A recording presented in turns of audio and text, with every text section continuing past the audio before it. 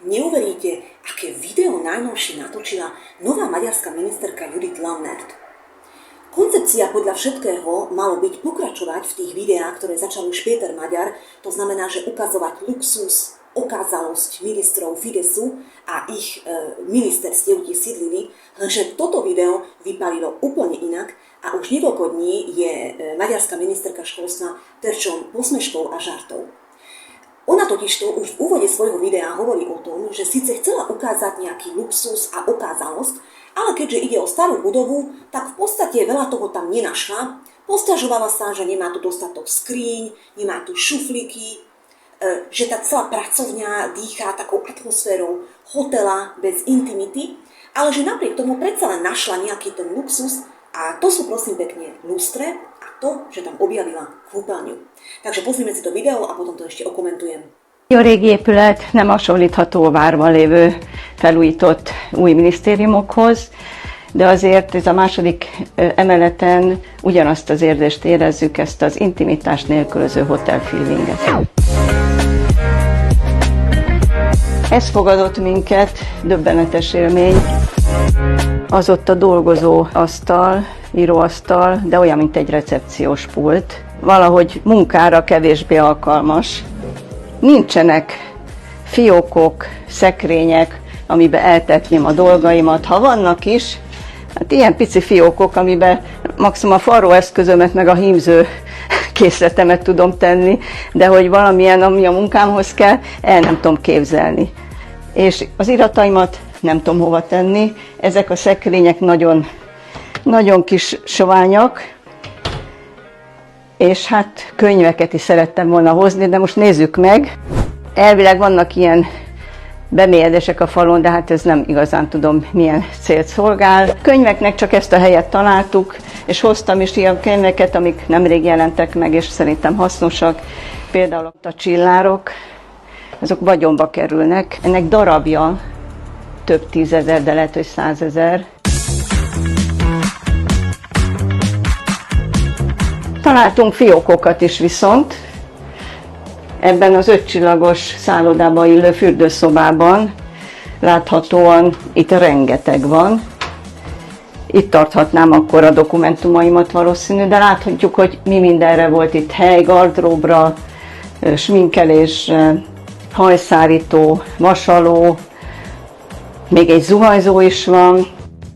És egyébként ez fogadott engem, és akkor föl is használom az alkalmat, hogy aki itt hagyta, nézze meg, mert esetleg akkor visszajöhetne ezért a felsőért. Jól láthatóan a Fidesz érában a nők a reprezentativitás célját szolgálták, és nem gondolták róluk, hogy dolgozniuk kellene komolyan. No takže pani ministerka Judith Lammert zostala pohoršená, že našla kúpeľňu v kancelárii svojich predchodkyň. Pohoršovala sa tam nad tým, že tam je veľké zrkadlo, sprcha, že tu je fén na vlasy, že tu je žehlička a ešte, Pane Bože, aj šatník, kde si tá politička môže uložiť svoje nejaké oblečenie.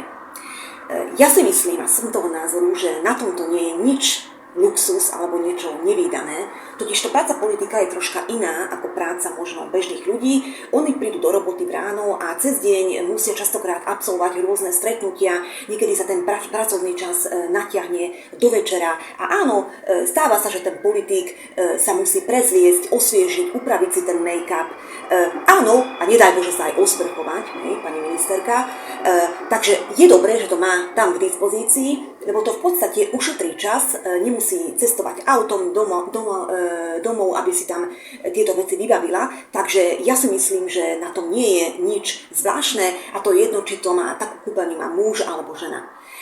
Že ľudí pohoršilo aj to jej konštatovanie, ktoré ste určite zaregistrovali na záver, kde ona prosím pekne povedala, že tá žena, ktorá prichádza do práce upravená s nejakým make-upom, s nejakom peknom oblečení alebo s účesom a ešte, nedaj Bože, cez deň sa odváži upraviť si ten make-up alebo tie vlasy a nedaj Bože sa osprchovať, tak táto žena je tu len na ozdobu, na okrasu a od nej nemôžeme čakať nejaký pracovný výkon.